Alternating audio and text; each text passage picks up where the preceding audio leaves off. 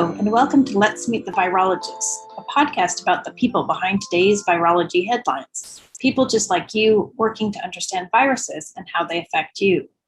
During the COVID-19 pandemic, we are talking with researchers involved in coronavirus and COVID-19 related research so that you can learn who they are and what they do.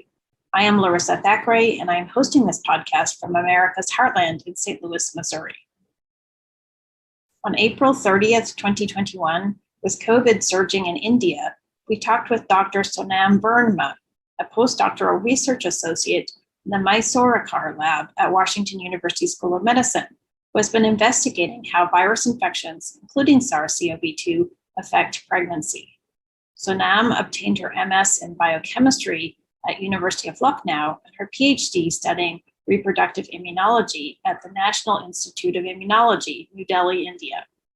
She moved to St. Louis in 2019 with a focus on the maternal-fetal interface and infectious diseases. Happy to have you with us today. Why don't you tell us about yourself? How did you become interested in sort of biological sciences and microbiology?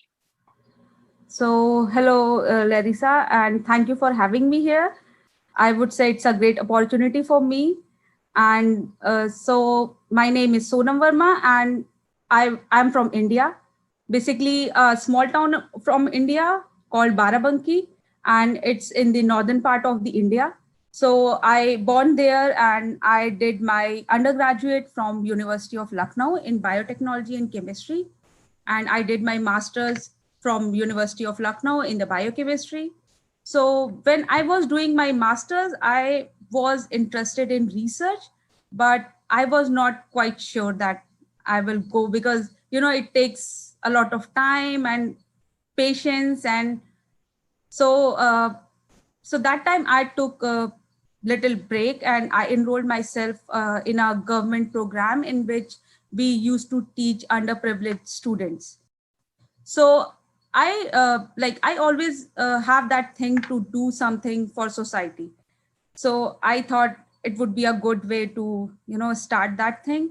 And while I was doing that, I was enjoying that part also, like teaching those kids like belong to rural areas. And so that time I figure out like I want to go into the research because I was enjoying that part, but I was feeling like something I can do. Like I thought that I want that thing.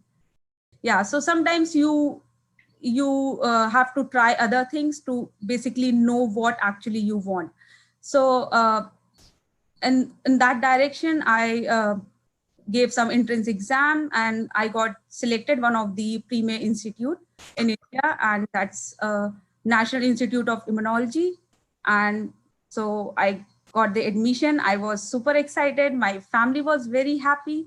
And so while I was attending the course for during my PhD, I got interest. Like I was initially interested in the immunology part, but during my coursework, I really fascinated about the pregnancy process, like how this foreign antigen, survives in your body and your immune system got suppressed so that it can grow. Like the beauty of this whole system, how this works.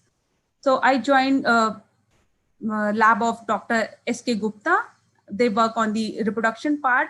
Basically, they work on the implantation process. During my PhD, I worked, my main aim is to look for the, we studied impact of cytokines and the growth factors in the process of implantation. So from there, I started my research career. And it took me 5 years to finish that thing.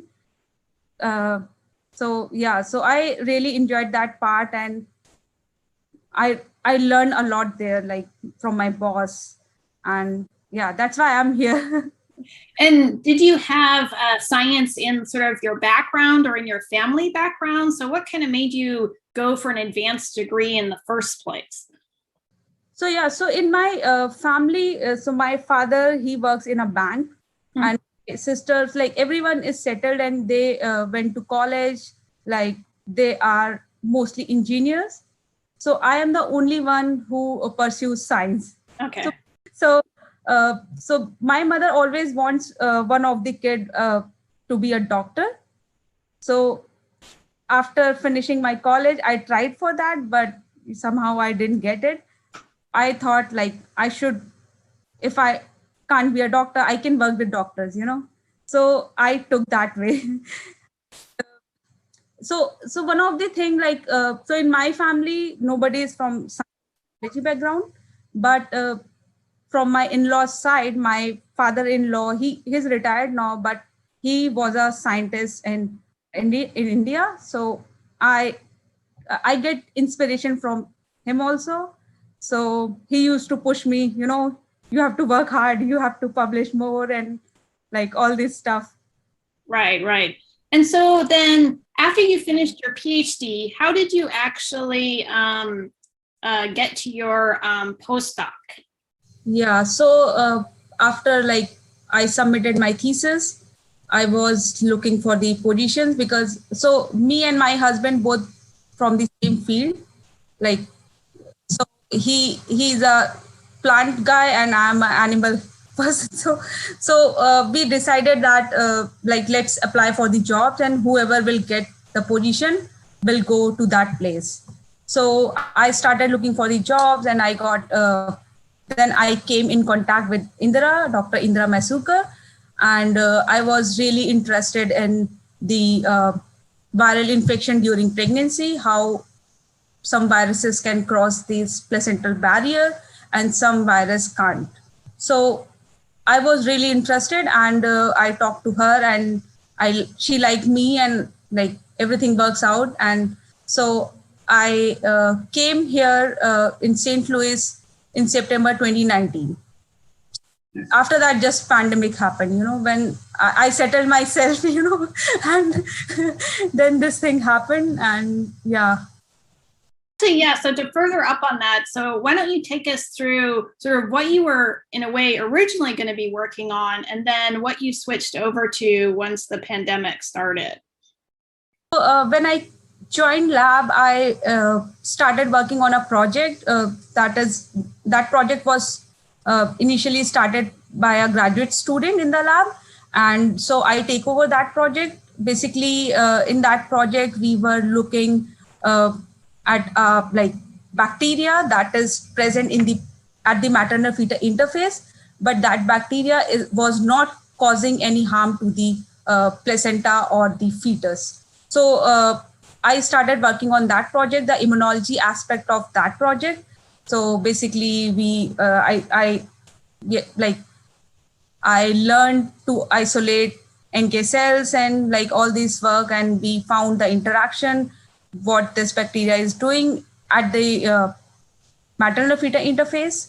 And when I was everything was going good, and then this pandemic happened, and then so I did work from home for 2 months, and during that time we started writing projects on COVID, and then we started this study to what is happening with SARS-CoV-2 in the pregnancy. Right. So why don't you tell us a little bit about that work and what you've just published? What are the main sort of findings from that work? So we started working on this project in June 2020. And at that time, there was no publication which was saying that the virus can be present in the placenta. So we started a study with that question. Let's see, is the virus present in the COVID positive placenta or not? So we looked for the virus, and we saw that this virus is present at the maternal fetal interface in the syncytial trophoblast cells. So these cells provides nutrition to the developing embryo and the umbilical cord in the fetal membrane. So the virus was present in all over the placenta. So after we confirmed that the virus is present in the placenta, we look for the what are the impacts causing by this virus. So basically, SARS-CoV-2 enters into the cell by using ACE2 receptor, And this ACE2 receptor, it's a key component of the renin-angiotensin system. So we were interested in looking the expression of this ACE2 as it plays important roles during pregnancy. It regulates pressure, angiogenesis, and somehow it regulates inflammation also. So we looked for the expression of ACE2 in the COVID positive placenta, and we found that with respect to the infection, when the infection is high, there is decrease in the expression of ACE2. So when we compare the expression of ACE2 with the normal placenta, the ACE2 was less in the COVID positive placentas. So this suggests that the virus is causing impact on the renin-angiotensin system.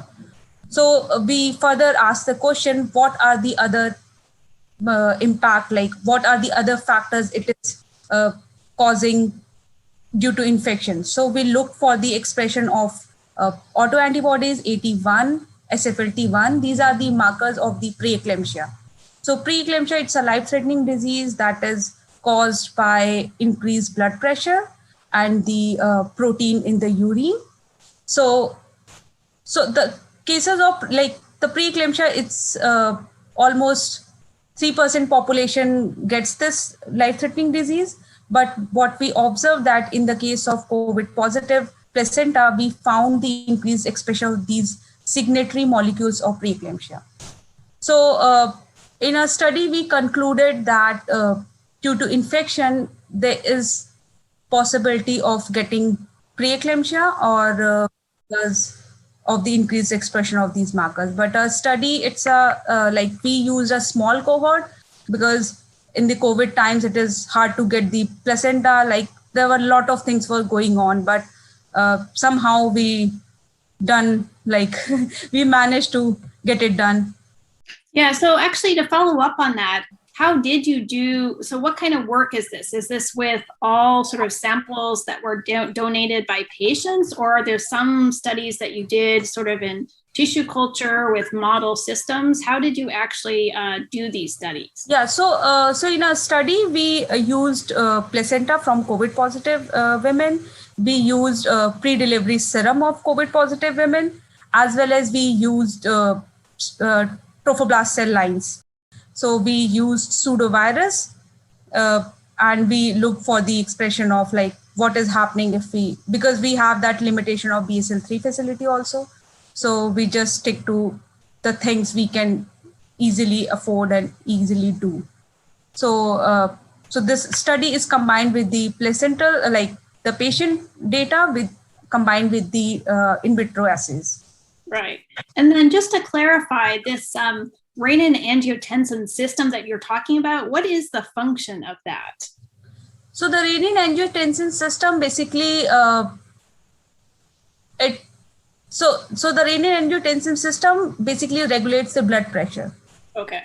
It is a cascade of vasoactive peptides that will induce the anti-angiogenic and pro-angiogenic factors. Okay. If there is no ACE2, so there is a anti-angiogenic cascade will be induced, and that will cause like increase the reactive oxygen species or the other inflammatory markers. So it plays an important role in like pregnancy. It plays an important role, but all over in our body it plays a role too. Okay. Yeah. And then, are you continuing this work? So beyond this published work, are you still going to be looking at sort of the effects of SARS-CoV-2 on pregnancy? Yeah, so right now we are working on the mechanism, like what is the mechanism that is causing pregnancy-related complication. Like if we say that there is possibility of intrauterine growth restriction or preeclampsia, so what is the mechanism that virus is utilizing to overcome, like to doing all this complications? So we are studying, like we basically focusing on the molecular pathways, and we are also looking for one of the major questions, that is the virus present in the placenta is able to replicate or not? Okay. I think that's an important question, because if, yeah, you find the virus, but is it replicating? And if it is replicating, it is important to know, if the infection happens in first trimester versus in the third trimester. So that way we'll get some clear idea what is happening actually. Yeah. And then just to clarify, is the virus able to pass to actually infect the fetus, or is this known? So, so they are mixed literature, there is less data that says that virus is able to transmit from mother to fetus. Okay. So we don't have a very strong evidence of that. Okay, so it seems like the maternal barrier is doing its job in this case.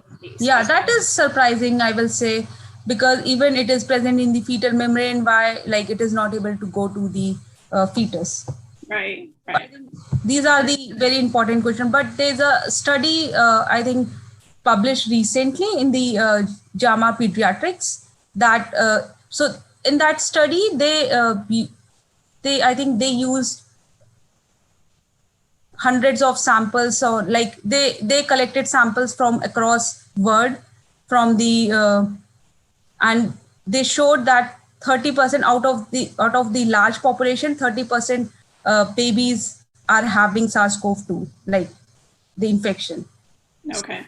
It's a strong study that is saying that it is there, but most of the studies says that it is not able to infect the baby.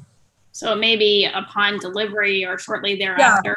Yeah. Okay. Yeah, I think, we have to vigilant, we have to see, is it because there are a lot of factors like C-section delivery, right. Delivery, there are a lot of factors. Is it causing after the birth, or it is going during the pregnancy? Right. Yeah. Right. Cool. And I guess this is sort of different from another virus that I believe your lab was studying just a couple of years ago, which is Zika virus, which obviously readily goes through. So just sort of speculating, what do you think is the difference between something like Zika that readily can pass into the fetus and something like SARS that may not so readily pass? What's the difference between the virus? I think we can say, in the initial time, the report says that Zika is not able to cross the placenta. But later on, we found that it is able to cross the placenta, and also it is causing harms to the fetus, like microcephaly. All these problems are having because of this infection. So I think the Zika can be replicate in the Haber cells. These are macrophages in the placental villi. So that could be one route. It is going there, or so in case of Zika, it can go there by using Haber cells and can go to the fetal circulation.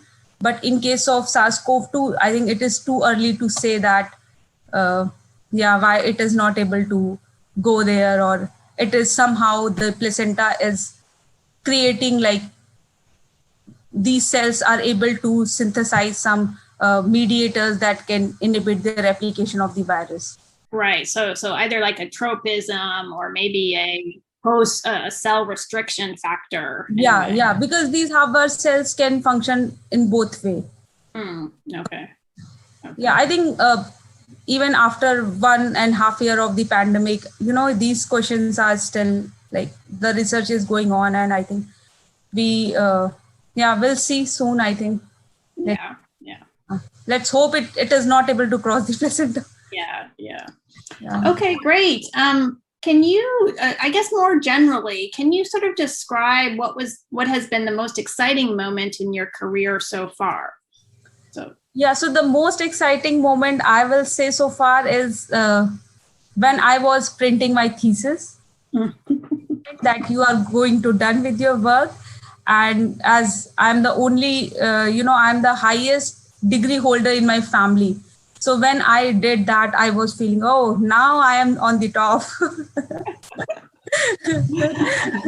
And then I guess conversely, what's been the most difficult thing you've had to overcome as a scientist, and how did you overcome it? So, as a challenging part, I will say that when you think about some, hypothesis, and you geared up for doing all the experiments, you are ready to do that, and then your hypothesis doesn't work. So, because it takes a lot of time to make hypothesis, to work on that, and then you see the failure. I think that's the most challenging part. Uh, and the like apart from this thing, if you find people that supports you, that makes you positive, like it happens with everyone, don't worry about it. So that makes you overcome all these difficulties.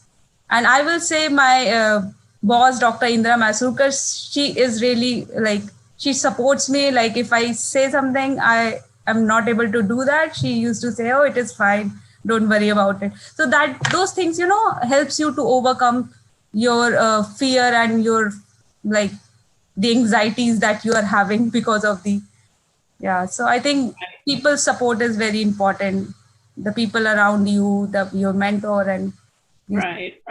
And what's it like having a spouse that's also in science? So I think it's a wonderful experience, and we discuss a lot. He is also working on the SARS-CoV-2.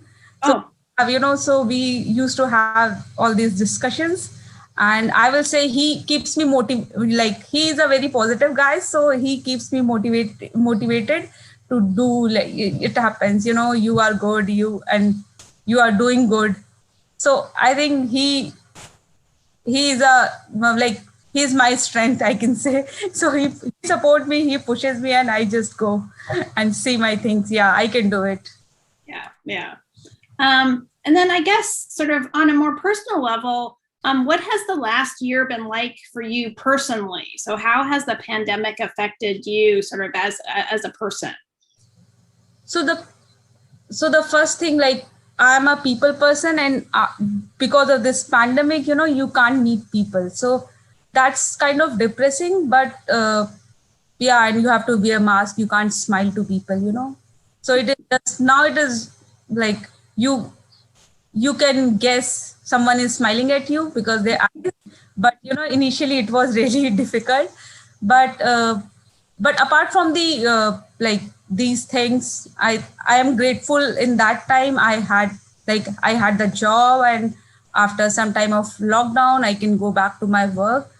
And so I think and as my family in India, so imagining things are going well there, and right now the situation is not good. So it really scares me because I am here, and like I am not able to do anything from here. It just you can talk to your family. I think with the help of this video calls and all things, you can still in touch with your family and you can see them. I think these benefits of 5G networks. Yeah. And how was it? So I guess in a way, in the beginning, your family in India would have been seeing sort of how the pandemic was really adversely affecting us here. And now it's almost like reversed. And that we're doing a little bit better, in part, obviously, because we have so much more vaccination. And they're obviously doing a lot worse now. So what's it been like sort of seeing from their point of view, or from your point of view, sort of seeing these opposite effects?